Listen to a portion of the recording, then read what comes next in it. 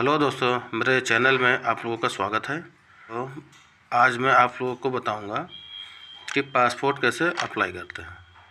तो सबसे पहला स्टेप है कि जैसा कि आप मोबाइल की स्क्रीन मेरी देख रहे हैं, तो मेरे में पासपोर्ट की साइट पहले से ही खुली है।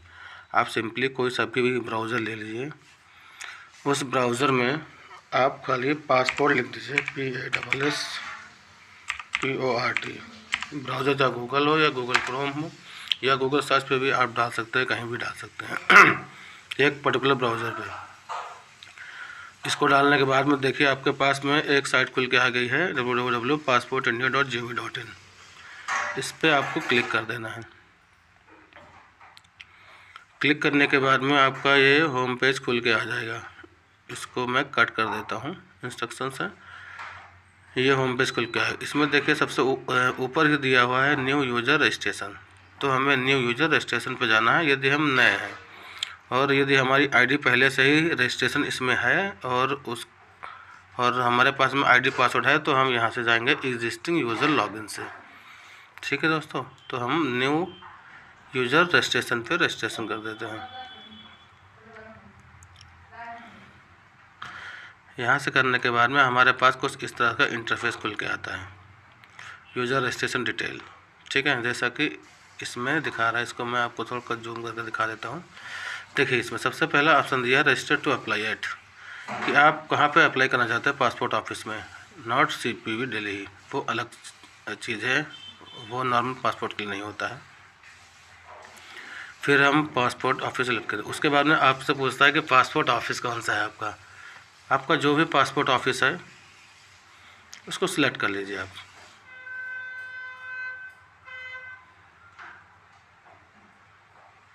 पासपोर्ट ऑफिस आपका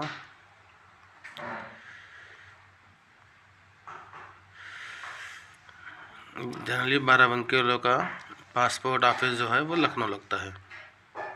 यहाँ से मैंने लखनऊ सेलेक्ट कर दिया। ठीक है, उसके बाद में देखिए गिवन नेम आपको दिया है कि जो भी आपके आधार या मार्कशीट पर जो भी नाम आपका दिया हुआ है, फर्स्ट नेम और मिडिल नेम, वो आपको यहाँ पे डाल देना है गिवन नेम में, पहले कॉलम में। उसके बाद में ऑप्शन आता है सरनेम। सरनेम यदि आपका कोई लास्ट नेम भी है तो लास्ट नेम उसमें लिख दीजिए आप। उसके बाद डेट ऑफ बर्थ आ जाती है। तो डेट ऑफ बर्थ आपकी जो भी हो, आप अपने शैक्षिक प्रमाण पत्र में देख लीजिए, और या तो अपने आधार कार्ड में देख लीजिए। उसको देख के आप उसमें डाल दीजिए डेट ऑफ बर्थ। उसके बाद में ईमेल आईडी। ईमेल आईडी आपको एक ऐसी डालनी है जो यूनिक हो। आप नई ईमेल आईडी बना ले तो ज़्यादा ही बेहतर है। ठीक है दोस्तों, नई ईमेल आईडी बना के इसमें डाल दीजिए आप। उसके बाद में देखिए लॉगिन डिटेल आपसे पूछता है। लॉगिन डिटेल का मतलब ये हुआ कि आपको एक आईडी चूज़ करनी है इसमें, जिसके माध्यम से ये आईडी आपकी लॉगिन होगी। ठीक है दोस्तों, जैसे आप कुछ भी इसमें चूज़ कर सकते हैं। चूज़ करने के बाद में जो भी इसमें नंबर डालेंगे, नंबर डालने के बाद में जैसे मैंने डाल दिया या XYZ 1 2 3 डाल दिया है, तो यहाँ से हम चेक अवेलेबिलिटी पे चेक कर लेंगे कि वो अवेलेबल है कि नहीं है। यदि वो अवेलेबल होगी तो नीचे ग्रीन बन के आ जाएगा। ठीक है दोस्तों, उसके बाद में आता है पासवर्ड। पासवर्ड जो हम लोग बनाते हैं, पासवर्ड की एक पॉलिसी होती है कि वो अल्फ़ा न्यूमेरिक और स्पेशल कैरेक्टर से भरी हो। मतलब कि ये हुआ कि उसमें स्मॉल कैपिटल लेटर्स भी होना चाहिए और नंबर्स भी होना चाहिए और स्पेशल कैरेक्टर भी होना चाहिए। ऐसा पासवर्ड आपको बनाना है। ठीक है दोस्तों, अब जैसे पासवर्ड यदि आपको बनाना हो तो आप अपने नाम के पहले 3 अक्षर ले लीजिए, जिसमें पहला अक्षर कैपिटल कर दीजिए और बाकी दोनों अल्फ़ाबेट जो हैं उनको स्मॉल कर दीजिए। स्मॉल करने के बाद में @ कर दीजिए। @ लिखने के बाद उसके बाद में कोई भी अपने 4 अंक या 3 अंक लिख दीजिए आप, जो भी आपके फेवरेट हो, जो आपको याद रहे। उसके बाद में आता है कंफर्म पासवर्ड। कंफर्म पासवर्ड में भी हमें वही पासवर्ड डालना है जो मैंने ऊपर डाला है। कंफर्म पासवर्ड डालने के बाद हम लोग आ जाते हैं हिंट क्वेश्चन। हिंट क्वेश्चन भी बहुत ही महत्वपूर्ण बिंदु है इसका। इसमें आपको हिंट क्वेश्चन ये जब आप पासवर्ड भूल जाते हो तब के लिए काम आता है। तो आप इसमें बर्थ सिटी डाल दीजिए, चाहे अपना फूड डाल दीजिए, फेवरेट फूड क्या है, फर्स्ट स्कूल क्या है। तो बर्थ सिटी आपका जो भी हो, बर्थ सिटी इसमें आंसर में डाल दीजिए आप। डालने के बाद में TCC आपका जो कैप्चर लिखा, कैप्चर जैसे लिखा है वैसे ही आपको लिखना है। इतना लिखने के बाद में आपको रजिस्टर कर देना है। रजिस्टर आप जब कर दोगे तो आपके मेल पे एक मेल जाएगा, ठीक है दोस्तों। तो आपके मेल पे एक मेल जाएगा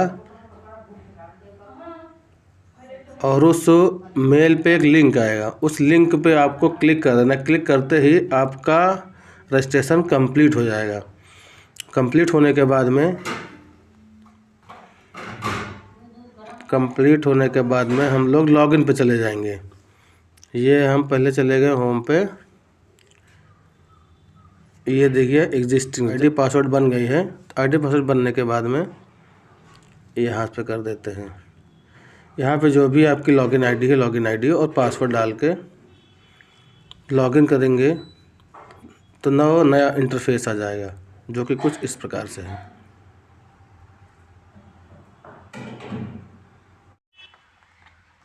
हम लोग जैसे ही आईडी पासवर्ड डाल के इसमें लॉगिन करते हैं तो लॉगिन करने के बाद में हमारे पास एक इंटरफेस खुल के आता है, जैसा कि पेज आपको दिख रहा है। इसमें दो ऑप्शन दिए हैं पासपोर्ट अप्लाई करने के, एक ऑफलाइन मोड, एक ऑनलाइन मोड।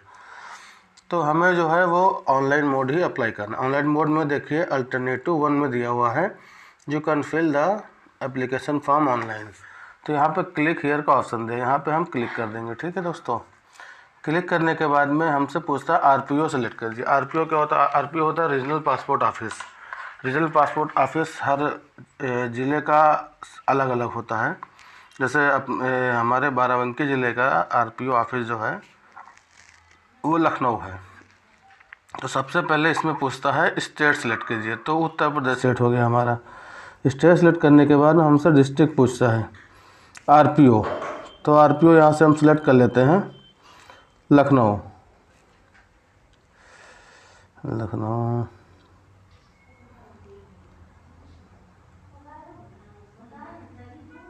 लखनऊ सेलेक्ट कर लिया RPO ऑफिस, ठीक है।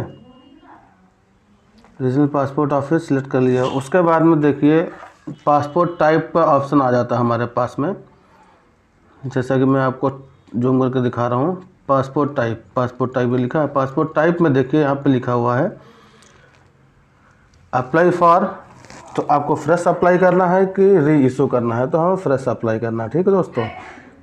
उसके बाद में पूछता है टाइप ऑफ एप्लीकेशन, कि आपका जो पासपोर्ट है वो नॉर्मल पासपोर्ट है या तत्काल है। तो पहले हम नॉर्मली बनाते हैं, तत्काल तो बात की बात हो जाती है। आपको जो भी चाहिए हो उस चाहे नॉर्मल लेना हो नॉर्मल कर लीजिए, तत्काल लेना हो तत्काल कर लीजिए। उसके बाद में आता है टाइप ऑफ पासपोर्ट बुकलेट। तो पासपोर्ट बुकलेट जो होती है वो 36 पेज की भी होती है और 60 पेज की होती है। आप जो भी चाहें उस पर क्लिक कर सकते हैं, ठीक है। तो मैंने 36 पे क्लिक कर दिया। उसके बाद में नेक्स्ट के ऑप्शन पे मैंने क्लिक कर दिया, तो ये नेक्स्ट पेज पे हमको ले जाएगा। जो ये एप्लीकेंट डिटेल्स इसमें पूछता है।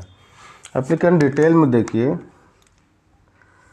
ये रहा दोस्तों एप्लीकेंट डिटेल। एप्लीकेंट डिटेल में सबसे पहले पूछता है गिवन नेम, कि आपका नाम क्या है। आपके आधार या शैक्षिक प्रमाण पत्र में जो भी नाम लिखा हुआ है उसका फर्स्ट नेम और मिडिल नेम ऊपर लिख दीजिए। उसके बाद में सर नेम का ऑप्शन आता है। सर नेम में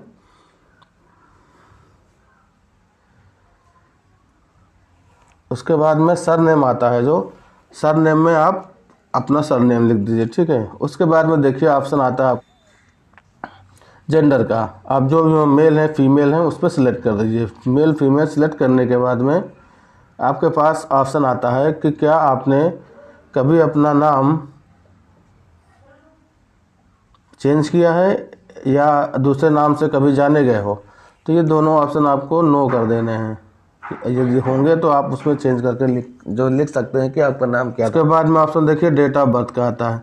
तो यहाँ पे ये आइकन बना हुआ है, इससे हम अपनी डेट ऑफ बर्थ यहाँ पे इंसर्ट कर देंगे, ठीक है। इसमें पहले ईयर आ जाता है, फिर मंथ, फिर अपना डे आ जाता है, ठीक है। यहाँ से हम लोग अपनी डेट ऑफ बर्थ सेलेक्ट कर लेंगे। उसके बाद में देखिए दोस्तों नीचे ऑप्शन जो आ रहा है बर्थ प्लेस। आपका बर्थ प्लेस कहाँ का है, तो भाई बर्थ प्लेस मतलब इंडिया के बाहर का है कि इंडिया के अंदर का है। तो इसमें लिखा है is your place of birth out of India, no, मतलब इंडिया के बाहर है। Place of birth, place of birth मतलब कि आप गांव में पैदा हुए हैं तो गांव का नाम इसमें डाल दीजिए, यदि कस्बे में पैदा हुए हैं तो कस्बे का नाम, यदि ज़िले में जन्म हुआ है तो आप ज़िले का भी नाम इसमें लिख सकते हैं। जहां आपका जन्म स्थान है उसमें जन्म स्थान का नाम लिख देना ऊपर।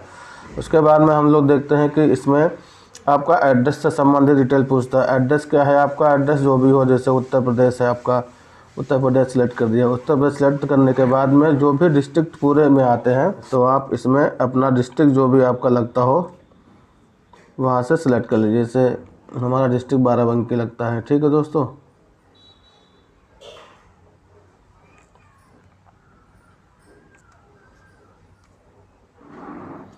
उसके बाद में नीचे ऑप्शन आता है मैरिटल स्टेटस का, आप जो भी हो, विडो हैं, डाइवोर्स है, सिंगल हैं या सेपरेटेड हैं या मैरिड हैं, जो भी हो आप लिख दीजिए इसमें, ठीक है।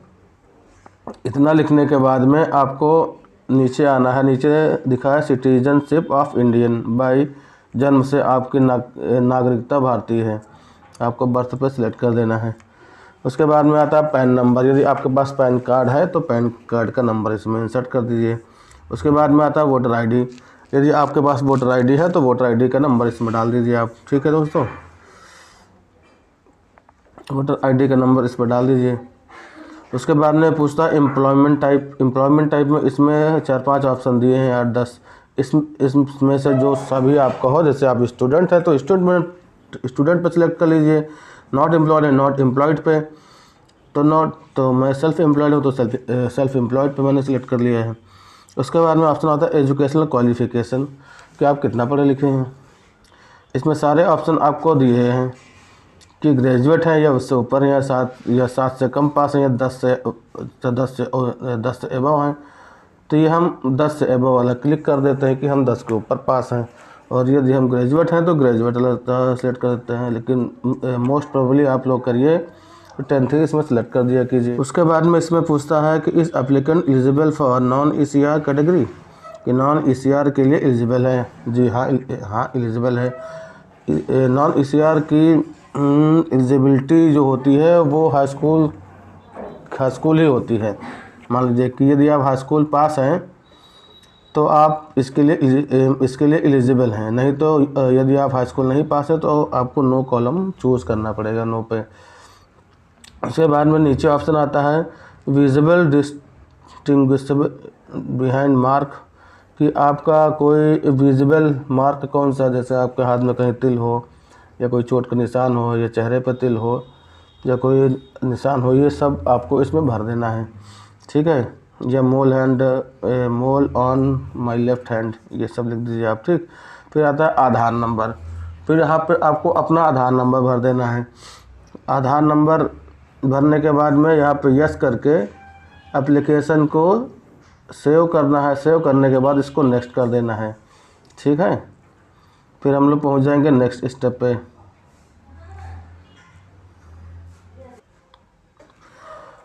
यहाँ पे दोस्तों सेव मैंने कर दिया है। सेव करने के बाद में मैं इसको नेक्स्ट कर देता हूँ। नए डिटेल में देखिए फैमिली डिटेल पूछता है। फैमिली डिटेल में क्या है आपका, फैमिली डिटेल में इसको मैं हल्का से जूम करके दिखा देता हूँ आपको। सबसे पहले आपका फादर नेम पूछता है, ठीक है। फादर नेम आपको डालना है। फादर नेम में यदि फर्स्ट नेम, मिडिल नेम और लास्ट नेम तीनों हैं तो ऊपर वाले कॉलम में आपको भरना है first name and middle name, और दूसरे वाले में सर नेम। उसके बाद में ऑप्शन आता है मदर नेम, भर दीजिए आप। इसमें अपनी मम्मी का नाम डाल देना है, माता जी का नाम, ठीक है। मिडिल नेम, फर्स्ट नेम, उसके बाद में सर नेम नीचे डाल दीजिए। यदि सर नेम नहीं है तो उसको ब्लैंक छोड़ दीजिए, ठीक है दोस्तों। उसके बाद में यदि आपका कोई लोकल गार्जियन हो तो उनका नाम यहाँ पे आप डाल सकते हैं, यदि कोई ना हो, ठीक। इतना भरने के बाद में हम लोग यहाँ से भी इसको सेव एंड कंटिन्यू कर देते हैं। सेव एंड कंटिन्यू करने के बाद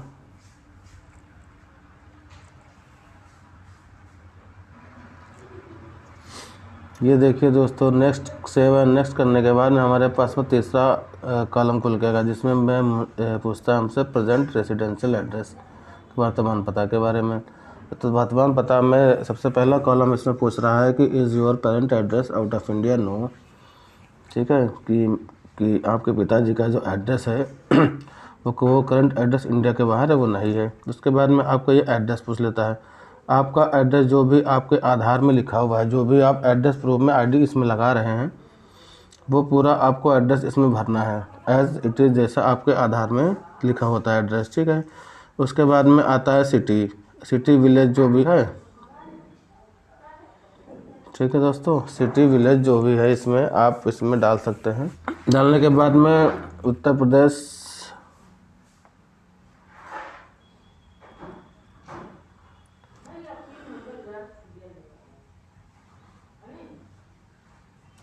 डिस्ट्रिक्ट आपको सिलेक्ट करना है। डिस्ट्रिक्ट आपका बाराबंकी पड़ता है यहाँ पे।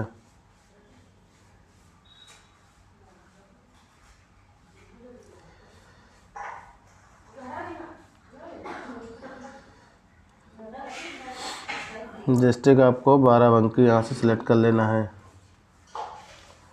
ठीक है। बाराबंकी सिलेक्ट करने के बाद में आपसे ये थाना पूछता है, थाना कौन सा है, तो आपको इसमें थाना भर देना है। जो भी आपका थाना लगता हो, थाना यहाँ से सिलेक्ट कर लीजिए, सारे थाने इसमें दिखा देगा, ठीक है। इसको करने के बाद में आपसे पिन कोड पूछता है। आपका जो भी पिन कोड हो आप इसमें पिन कोड डाल दीजिए। फिर आता है मोबाइल नंबर। आपका मोबाइल नंबर, ये कॉन्टैक्ट मोबाइल नंबर आपसे पूछा, आप अपना मोबाइल नंबर डाल दीजिए। मोबाइल नंबर डालने के बाद में आपको टेलीफोन नंबर छोड़ देना है ब्लैंक। यदि हो तो डाल दीजिए आप, यदि नहीं है तो उसको मत डालिए। फिर आता है ईमेल आईडी का, तो यहाँ पे आपको ईमेल आईडी भर देना है, ठीक। ईमेल आईडी डालने के बाद में यहाँ पे दिया है इस परमानेंट एड्रेस अवेलेबल, कह दो यस अवेलेबल परमानेंट एड्रेस। फिर पूछता है कि क्या प्रेजेंट और परमानेंट दोनों एड्रेस सेम है आपके, तो यहाँ पे यस कर देंगे। यस करने के बाद में सेव माई डिटेल करने के बाद में इसको नेक्स्ट कर दीजिए आप। नेक्स्ट करने के बाद में उसके बाद में दोस्तों नेक्स्ट ऑप्शन आ जाता है आपका नेम एंड एड्रेस का। नेम एड्रेस मतलब इमरजेंसी कॉन्टैक्ट कि जिस नहीं मिल रहा है तो, या किसी भी अन्य वर्ग के लिए किसी घर के सदस्य या अपने पापा या मम्मी का नंबर इसमें डालना है आपको। उनका नाम डाल देना है आपको, उनका एड्रेस लिख देना है, ठीक है दोस्तों। फिर उनका मोबाइल नंबर पर्सनल, उसके बाद ईमेल आईडी कोई कंपलसरी नहीं है उनकी, ना ही टेलीफोन नंबर कंपलसरी है। इतना करने के बाद हमको कंटिन्यू और सेव कर देना है। इमरजेंसी कॉन्टैक्ट भरने के बाद में हमारे पास नेक्स्ट ऑप्शन आता है आइडेंटिटी सर्टिफिकेट अप्लिक पासपोर्ट डिटेल, ठीक है। इसमें देखिए सबसे पहला ऑप्शन क्या दिया है कि हैव यू एवर हेल्ड अप्लिक hold any identity certificate.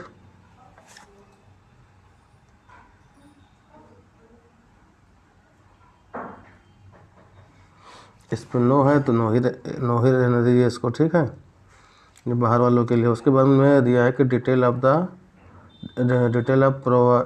Previous oblique current diplomatic official passport, no detail available आपको यहाँ पर कर देना, क्योंकि आपने कभी पासपोर्ट बनवाया नहीं तो पासपोर्ट बनेगा कहाँ से आपका।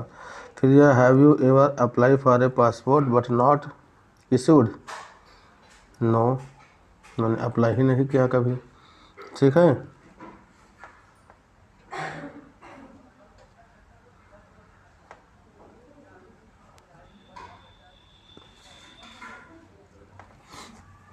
फिर यहाँ से हम लोग डिटेल करने के बाद यहाँ से नेक्स्ट कर देते हैं। यहाँ पे हमसे मल्टीपल ऑप्शंस पूछता है कि क्या है क्या नहीं है आपके पास। Provide the following details if there are any criminal proceedings pending against you. इनमें सारे कॉलम्स में आपको नो कर देना है, किसी में भी आपको यस नहीं करना है, ठीक है दोस्तों। सारे यही पूछ रहे हैं कि आपने कोई क्रिमिनल रिकॉर्ड तो नहीं है, कोई एफआईआर तो नहीं दर्ज है, या कोई मारपीट तो नहीं की है, या इमरजेंसी लैंडिंग तो नहीं की है, ठीक है। आपको इन सब सारे कॉलमों में नो कर देना है। नो करने के बाद में आपको यहाँ से सेव माई डिटेल्स करके फिर नेक्स्ट पे चले जाना है।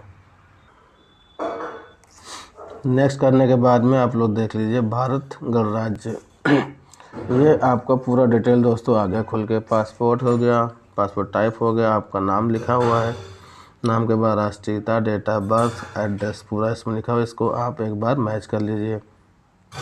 ठीक है दोस्तों। मैच करने के बाद में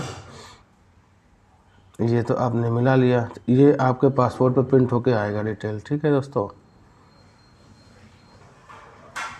नीचे देखिए आपका पूरा एड्रेस दिया हुआ है। ठीक है, एड्रेस भी आप अपना चेक कर लीजिए। यदि इसे नहीं सही है तो आप यहाँ पे प्रीवियस ऑप्शन पे जाके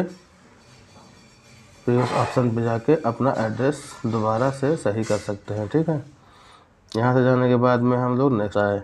पहली बात तो प्रूफ ऑफ बर्थ आपको चाहिए। प्रूफ ऑफ बर्थ में देखिए मल्टीपल ऑप्शंस दिए हैं, चाहे आधार कार्ड अपना लगा दीजिए, या तो आपके पास कोई हाई स्कूल का सर्टिफिकेट हो, जो पैन कार्ड हो, ये सब सारे डिटेल इसमें दिए हैं। ये रहा आप हाई स्कूल का डिटेल भी, transfer, TC, living, migration certificate, ये सब चीज़ें भी इसमें यूज़ कर सकते हैं डेट ऑफ बर्थ प्रूफ में। वैसे जनरली देखा जाए तो हाई स्कूल का सर्टिफिकेट ही मान्य होता है, लेकिन अब आधार कार्ड भी मानने लगे हैं। ठीक है दोस्तों, यहाँ पर जो भी आपका ऑप्शन है उसको आप सिलेक्ट कर लीजिए। ठीक है, ये जैसे मैट्रिकुलेशन सर्टिफिकेट मैंने सिलेक्ट कर लिया। उसके बाद में पूछता है रेसिडेंस प्रूफ, कि आपको अपने एड्रेस प्रूफ में आप कौन सी आईडी दोगे इनको। तो एड्रेस प्रूफ में आप जनरली अपना आधार कार्ड लगा सकते हैं, या कोई अन्य कोई आईडी हो, इलेक्शन आईडी हो या बिजली बिल हो, ये सब भी इसमें लगा सकते हैं। आप जो भी डॉक्यूमेंट यहाँ पे लगाएंगे वो डॉक्यूमेंट आपको ओरिजिनल रूप में पासपोर्ट ऑफिस में लेके जाना ही पड़ेगा, तब आपका सत्यापन होता है। ठीक है दोस्तों। तो यहाँ पे आपसे पूछता है कि पासपोर्ट सेवा SMS सर्विस इनरोलमेंट, तो आप चाहे तो इसको ले लीजिए, चाहे तो इसको ना लीजिए। मैंने इसको नो कर दिया है। ठीक है दोस्तों। उसके बाद में देखिए यहाँ पे आता है एग्री का बटन। मैं सहमत हूँ। यहाँ पे हमसे प्लेस पूछता है, तो प्लेस भर देते हैं बाराबंकी। ठीक, बाराबंकी भर दिया, डेट आज की पड़ी है। उसके बाद में सेव माई डिटेल हम कर देते हैं।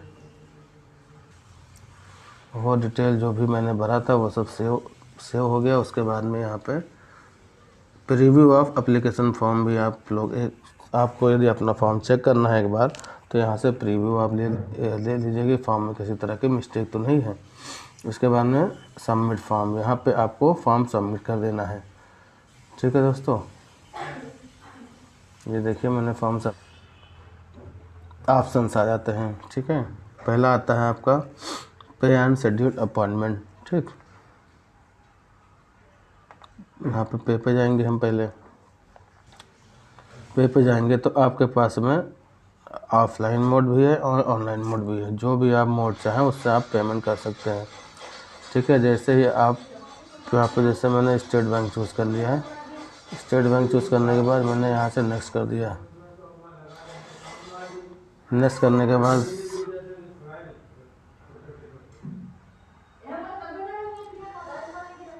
ये स्टेप करना पड़ेगा।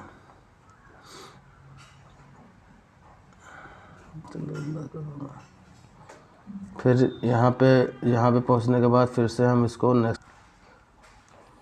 नेक्स्ट करने के बाद में देखिए हमारे पास ये आ जाता है कि हमें अपना सेंटर चूज़ करना है, लोकेशन जहाँ का भी आपको चाहिए। PSK Lucknow, PSK RPO Lucknow, जो भी आपको चाहिए हो वहाँ से आप कर सकते हैं। ठीक है दोस्तों। तो यहाँ पे सबसे नज़दीकी PSK जो है वो लखनऊ का, ये रतन स्क्वायर में पड़ता है वो। ये यहाँ से करने के बाद यहाँ से हम इसको कैप्चर सबमिट कर देंगे। ठीक है, कैप्चर सबमिट करने के बाद में इसमें आपको दिखाएगा भी कि किस किस डेट में अवेलेबल हैं। जैसे आप यहाँ पे भी देख सकते हैं किस डेट में अवेलेबल हैं लखनऊ PSK। इसमें पूरी लिस्ट दी होती है कि आप अपने अनुसार देख लीजिए, अपना अपॉइंटमेंट कर लीजिए। ठीक है दोस्तों। यहाँ पे करने के बाद में यहाँ से हम लोग इसको PSK लखनऊ सेलेक्ट करने के बाद यहाँ पर कैप्चर डाल के इसको हम नेक्स्ट कर देते हैं। नेक्स्ट करने के बाद में हमसे तुरंत ही पेमेंट मांग लेगा, फिर हम पेमेंट जमा कर देंगे। ठीक है दोस्तों। पेमेंट सबमिट करने के बाद पेमेंट जैसे ही हम सबमिट कर देते हैं तो एक प्रिंट आउट हमारा जनरेट हो जाता है, वो प्रिंट हमको लेके वहाँ जाना होता है। ठीक है, ये रहा, आपको देखना है व्यू प्रिंट सबमिटेड फॉर्म। इसमें आपका डेट और अपॉइंटमेंट डेट सबको लिखी होगी समय के साथ। उसके बाद में इसमें एक ऑप्शन आता है अपलोड सपोर्टिंग डॉक्यूमेंट्स। इसमें आपको अपने डॉक्यूमेंट जो भी आपने लगाए हैं उसमें वो आपको इसमें, ठीक है दोस्तों। तो यहाँ पर टाइटल दिया है अटैच। एड्रेस प्रूफ में आपने आधार कार्ड डाला है और डेट ऑफ बर्थ प्रूफ में क्या डाला है, सबका अलग अलग इसमें दिया है। नॉन ECR के लिए आपने हाई स्कूल का सर्टिफिकेट लगाया है। 1 2 3 डॉक्यूमेंट आपके अब अपलोड होने हैं। ठीक है, यहाँ से अपलोड कर देंगे, बस वही आप वो जो प्रिंट आउट आपका निकला है, तो प्रिंट आउट लेने के बाद में प्रिंट आउट लेके आपको और अपने ओरिजिनल डॉक्यूमेंट लेके जो भी आपकी डेट इशू हुई अपॉइंटमेंट डेट, उस डेट में आपको पासपोर्ट ऑफिस जाना है और सारे डॉक्यूमेंट आपके पास ओरिजिनल होने चाहिए। ठीक है दोस्तों, यदि आप लोगों को ये वीडियो अच्छा लगा हो तो लाइक और सब्सक्राइब करना बिल्कुल ना भूलें और किसी भी सहायता के लिए कमेंट बॉक्स में कमेंट जरूर करें। Okay, thank